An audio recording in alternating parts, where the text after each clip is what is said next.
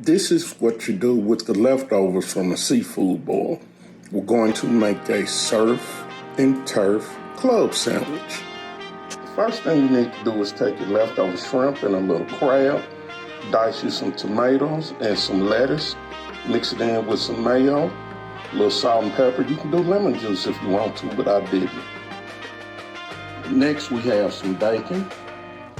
We have some steak that I made from a calf steak and let it sit overnight in the refrigerator, pulled it out, and put it on my meat slicer and sliced it thinly. Gonna use the rest of it for Philly cheesesteaks later this week. Next thing, you need you some toast. So you can slaver your mixture on one side or you can put it on both sides. I'm gonna do both. You can also put onion in this. You kind of do it the way you want to. You can put onion in there as well. It works real fine with onion. And when you finish building the sandwich, you can actually put your extra tomato on it if you want to.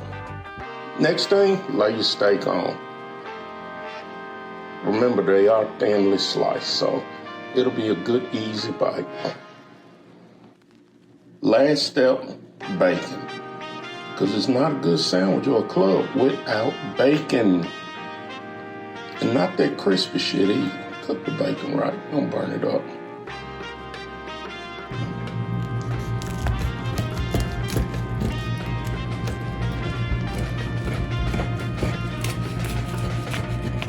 Last thing to do is just eat it.